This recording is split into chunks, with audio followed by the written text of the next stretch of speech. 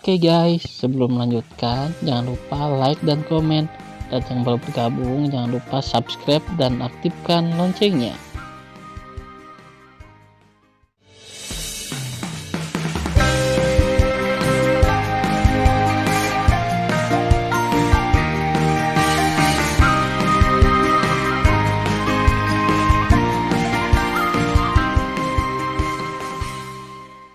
Episode 29.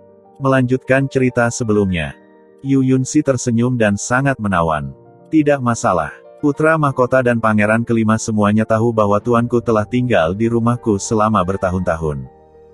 Mereka tidak tahu bahwa tuanku telah pergi, dan mereka tidak berani membuat masalah. Bahkan jika mereka datang, mereka tidak berani melakukan apapun padaku. Kalau begitu aku akan tenang.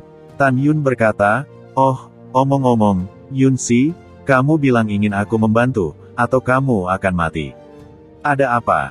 Senyum Yu Yunxi langsung menghilang, menarik napas dalam-dalam dan berkata, "Ayo masuk dan bicara." Ya, setelah Tan Yun dan Yu Yunxi memasuki aula, mereka memandang Guan Feng dan berkata, "Pengasuh, ada yang ingin kukatakan pada Xiao Zhang. Silakan mundur dulu." "Itu Tuan Putri." Setelah Guan Feng pergi, Yu Yunxi dengan lembut mengusap lengan giok tanpa tulangnya dan mengatur penghalang untuk mencegah orang mengintip. "Tan Yun." Yu Yunxi mengepalkan tinjunya dan tampak gugup. "Ayahku ingin menjodohkanku dengan Qi Gong." "Kamu tahu Qi Gong? Dia tidak sejujur ayahnya. Dia munafik." Tan Yun buru-buru berkata, "Maka kamu tidak bisa berjanji." "Aku tidak berjanji." Yu Yunxi menyesap bibirnya dan berkata, "Untuk berurusan dengan ayahku, aku membuat janji selama 30.000 tahun. Disepakati bahwa setelah 30.000 tahun, ketika pengalaman Dewa Tuntian berakhir, ayah Kaisar akan memberitahu dinasti leluhur Shizu bahwa siapapun di bawah ranah Dewa Tao dapat berpartisipasi dalam perjodohan. Pemenang terakhir adalah suamiku." Tan Yun tampak bingung dan terpaksa, "Ada yang bisa saya bantu?" Yu Yunxi berkata, "Qi Gong sekarang hanyalah ranah Tao. Setelah 30.000 tahun, dia akan menjadi ranah Dewa Tao paling banyak. Oleh karena itu, saya ingin Anda berlatih keras. Setelah pergi makam Dewa Tuntian, Anda dapat mengikuti kompetisi untuk merekrut kerabat dan memenangkan kejuaraan." "Ini." Tan Yun ragu-ragu, "Jangan katakan dulu. Bisakah saya menonjol dalam kompetisi? Bahkan jika saya bisa memenangkan hadiah pertama, lalu apa yang harus saya lakukan? Bisakah kamu benar-benar menikah denganku? Kamu adalah temanku. Aku benar-benar tidak bisa melakukan hal seperti itu." Yu Yunxi menatap Tan Yun. Air mata berlinang di matanya yang indah. "Kamu juga mengatakan bahwa kita adalah teman baik, tetapi apakah kamu baru saja melihatku menikah dengan Qi Gong?" "Tentu saja aku tidak mau." Tan Yun buru-buru berkata, "Yunxi, menurutmu ada banyak talenta muda di dinasti leluhur Shizu. Qi Gong mungkin tidak memenangkan kejuaraan, kan?" Yu Yunxi berkata, "Tan Yun, kamu tidak tahu. Nama Qi Gong sebagai jenius pertama dari dinasti leluhur Shizu bukannya tidak berdasar, tetapi memang pantas. Aku tidak bisa memikirkan siapapun yang bisa bersaing dengannya, jadi hanya kamu yang bisa membantuku." Tan Yun mengerutkan kening dan terdiam. "Mengapa?" Yu Yunxi memandang Tan Yun dan berbisik, "Apakah kamu khawatir menikahiku setelah memenangkan kejuaraan? Apakah aku tidak layak untukmu?" "Yunxi, kamu salah paham. Kamu adalah cabang emas dan daun giok. Bagaimana mungkin kamu tidak layak untukku?" Sebelum Tan Yun selesai, Yu Yunxi tiba-tiba berkata sambil tersenyum, "Menggodamu? Aku tidak akan benar-benar menikah dengan pria dengan begitu banyak istri dan tunangan sepertimu. Jika kamu benar-benar memenangkan kejuaraan, bahkan jika kamu menikah, itu adalah pernikahan palsu. Sekarang kamu tidak memiliki kekhawatiran." Tan Yun berkata, "Tetapi apakah kamu pernah berpikir bahwa ketika kamu benar-benar sampai di sana, apakah kepolosanmu masih ada?" Yu Yunxi berkata, "Aku membersihkan diri sendiri. Biarkan orang lain mengatakan apa yang mereka suka.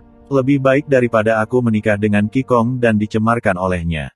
Setelah mendengar keheningan untuk waktu yang lama, Tan Yun berkata, "Yunxi, kamu adalah teman baikku. Aku akan membantumu dalam hal ini.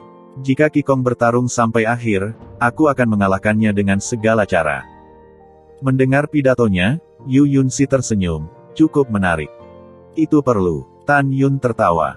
Apa yang kamu lihat? Apakah ada sesuatu di wajahku? Tan Yun menyentuh pipinya. Tidak, Yu Yunsi berkata dengan tulus, senang sekali memilikimu sebagai teman. Aku juga, kata Tan Yun. Yu Yunsi dilihat oleh Tan Yun. Ada sentuhan rasa malu di wajahnya. Dia dengan cepat memutar kepalanya sedikit. Gigi terbuka dengan lembut dan suaranya indah. Tan Yun, berjaga-jaga, kamu tidak akan keluar rumah selama periode ini. Yakinlah dan berlatihlah. Aku bisa mengandalkanmu selama sisa hidupku. Jangan khawatir, aku tidak akan membiarkan Qigong berhasil. Tan Yun berkata, baiklah, tapi aku tidak akan menutup pintu untuk saat ini. Yah, dengan kecepatan tuanku, diperkirakan dia akan segera kembali. Yu Yunsi tersenyum dan berkata, untuk berterima kasih atas janjimu untuk membantu, aku memasak dan menghadiahimu sendiri hari ini. Haha, aku tidak sabar, kata Tan Yun sambil tersenyum. 2 jam kemudian, tengah hari. Di ruang makan, Yu Yunsi akhirnya memasak hidangan ke-36. Ketika dia meminta pelayannya membawa piring ke ruang makan, Tan Yun menyentak sudut mulutnya. Terus terang, hidangan yang dimasak oleh Yu Yunsi sangat buruk. Ada apa? Apa gosong? Saat ini, Yu Yunsi yang sedang berkeringat melangkah ke ruang makan. Agak buruk, kata Tan Yun. Ini pertama kalinya aku memasak, jadi kamu bisa puas dengan itu. Yu Yunsi duduk di kursi tanpa menyeringai dan berkata, cobalah dan lihat bagaimana rasanya.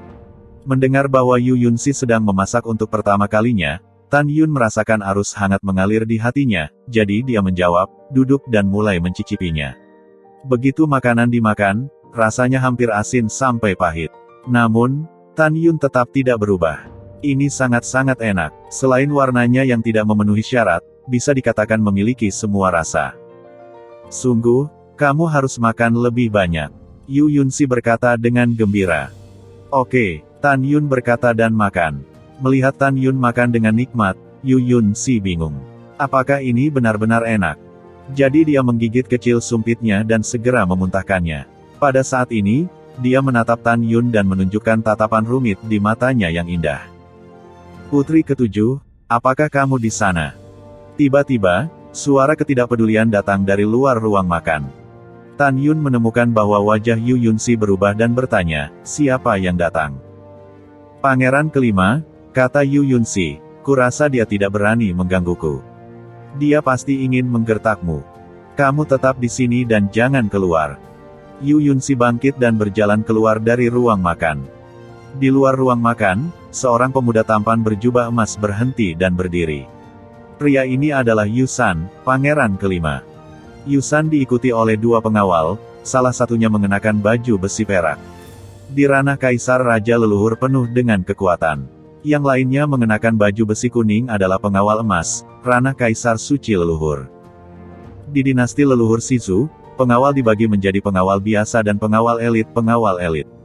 Di atas ada pengawal perak dan akhirnya pengawal emas. Untuk menjadi pengawal baju besi perak harus ranah raja leluhur dan memiliki kemampuan untuk menantang di luar level.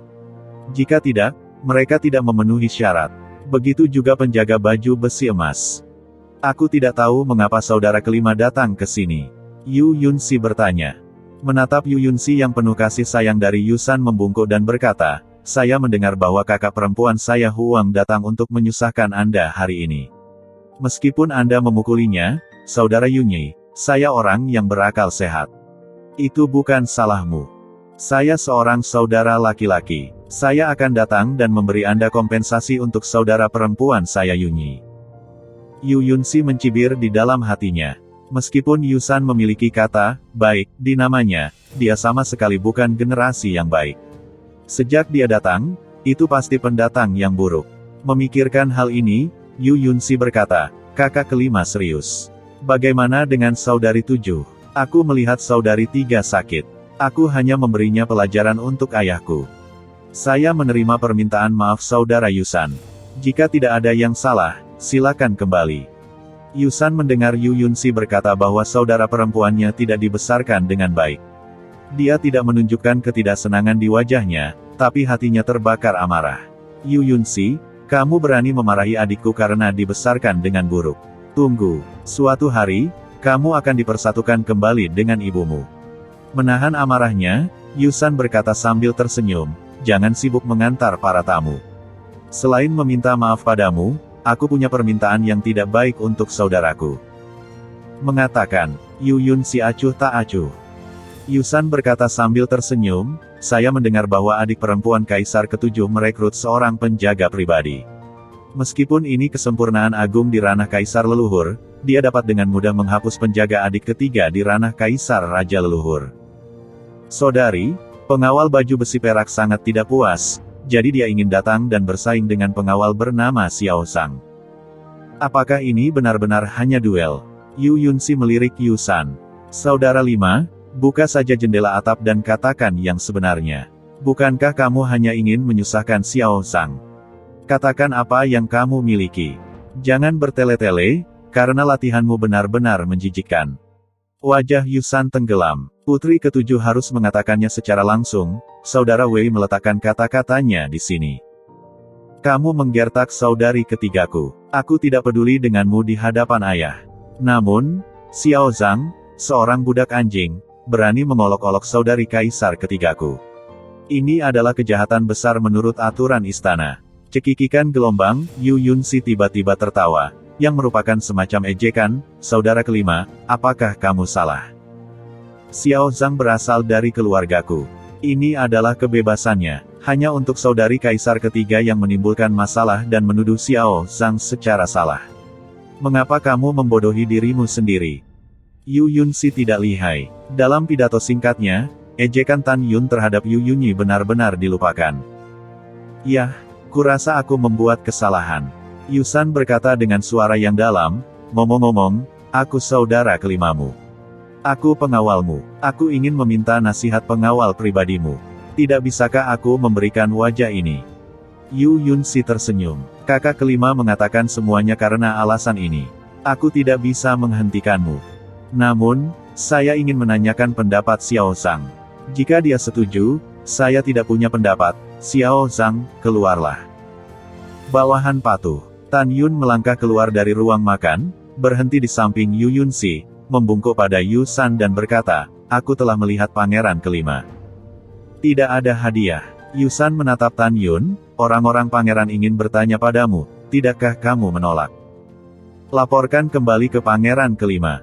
Penjahat itu tidak berani berjanji. Tan Yun berkata, ketika penjahat pertama kali memasuki istana, putri ketujuh memberitahu penjahat itu tingkat pengawal. Dan kamu membawa pengawal baju besi perak. Adalah kebetulan bagi penjahat untuk mengalahkan pengawal elit dari putri ketiga, beraninya kamu bersaing dengan orang-orangmu. Wajah Yusan tenggelam. Apakah kamu tidak memberikan wajah pangeran? Tidak ada yang berani. Tan Yun pura-pura malu, kecuali apa? Kata Yusan. Kecuali sesuai dengan kondisi penjahat, kata Tan Yun. Katakan apa syaratnya, kata Yusan. Tan Yun berpikir sejenak, mengacungkan jarinya dan berkata, siapapun yang menantangku harus mengambil batu leluhur terbaik sebanyak ini. Bagaimanapun, penjahat menyukai uang. Mereka tidak akan melakukan apapun tanpa manfaat. Yusan berkata, tidak masalah apakah 100.000 batu leluhur terbaik atau 1 juta batu leluhur kelas atas. Pangeran kelima, kamu salah. Tan Yun berkata, ini 100 juta batu leluhur terbaik. 100 juta, Yusan mengerutkan kening. Oke, pangeran berjanji. Pangeran kelima, penjahatnya belum selesai. Tan Yun membungkuk dan berkata, jika orang yang menantangku sama dengan penjahatnya, itu akan menjadi 100 juta. Mendengar pidato itu, Yusan mencibir, maksudmu pengawal lapis baja perak pangeran, jika kamu ingin menantangmu, kamu membutuhkan 10 kali lebih banyak dari 100 juta batu leluhur kelas atas, 1 miliar. Tidak, Tan Yun berkata dengan sungguh-sungguh, bukan 10 kali lipat, tapi 10 kali lipat. Aku akan menghitungnya untukmu. Dengan kata lain, jika ranah kesempurnaan Kaisar Raja leluhur dengan pengawal lapis baja perak, mereka pertama-tama harus mengeluarkan 51,2 miliar batu leluhur kelas atas untuk menantang penjahat. Mendengar pidato tersebut, Yusan, tidak peduli seberapa baik dia tidak bisa menahan amarah. Budak anjing, apakah kamu berani bermain dengan pangeran? Hidup murahmu bernilai 51,2 miliar batu leluhur kelas atas. Senyum licik tidak cukup untuk menahan amarah Tan Yun. Itu tidak layak, itu bukan keputusan akhirmu, itu kondisi penjahatnya. Jika kamu punya uang, penjahat itu akan menemanimu. Jika tidak, penjahat itu tidak akan menjanjikanmu. Yusan menahannya dorongan untuk mencekik Tan Yun, mengambil napas dalam-dalam dan berkata, bagaimana jika kamu kalah setelah pertandingan? Tan Yun berkata, sederhana saja. Kamu mengambil batu leluhur ketika kamu kalah, dan meninggalkan batu leluhur kepada penjahat ketika aku menang. Oke, Yusan berkata, pangeran setuju, tetapi kamu harus tahu bahwa pedang itu tidak memiliki mata. Jika orang pangeran menyakitimu atau tidak sengaja membunuhmu. Di hati Yusan, pengawal lapis baja peraknya memiliki kekuatan untuk melampaui level dan membunuh yang kuat di ranah suci leluhur. Dia tidak memiliki masalah berurusan dengan Tan Yun. Setelah kematian Tan Yun, batu leluhur terbaik masih miliknya, dan dia tidak rugi. Tan Yun, hati-hati, kata Yu Yunsi. Tan Yun menggoreskan cahaya halus di matanya dan berkata, Yunsi, tidak mudah menangkap peluang untuk menjadi kaya hari ini. Lihat itu, aku akan membuat pangeran kelima kalah hari ini. Pada saat ini, Tan Yun mulai memikirkan pengawal 3 lapis baja emas dari ranah suci leluhur di belakang Yusan. Tan Yun berkata dengan penuh semangat, hei, selama aku menunjukkan kelemahan dan mengalahkan pengawal lapis baja perak. Mengandung emosi yang melonjak, Tan Yun membungkuk kepada pangeran kelima dengan tatapan bermartabat dan berkata, saya mengerti. Oke, setelah Yusan menjawab, dia melihat kembali ke pengawal baju besi perak dan berkata, bunuh dia. Jangan khawatir, Yang Mulia. Bawahanmu akan membunuhnya. Pengawal baju besi perak itu berkhotbah. Yah, pangeran percaya padamu. Setelah suara Yusan, dia memandang Yu Yunsi, adik ketujuh, ayo pindah ke bidang seni bela diri di rumahmu. Ya, kata Yu Yunsi. Tunggu sebentar, Tan Yun berkata, tolong keluarkan 51,2 miliar batu leluhur terbaik terlebih dahulu. Jangan khawatir, jika kamu menang, pangeran akan memberikannya padamu. Yusan berkata. Sesaat kemudian, Tan Yun dan pengawal lapis baja perak berdiri di depan satu sama lain di arena seni bela diri yang besar. Pengawal Yu Yunsi dan Yusan berhenti di tepi lapangan seni bela diri. Yusan berkata, mulai. Kemudian, Yusan menyampaikan pesan jahat kepada penjaga baju besi perak, bunuh dia untukku.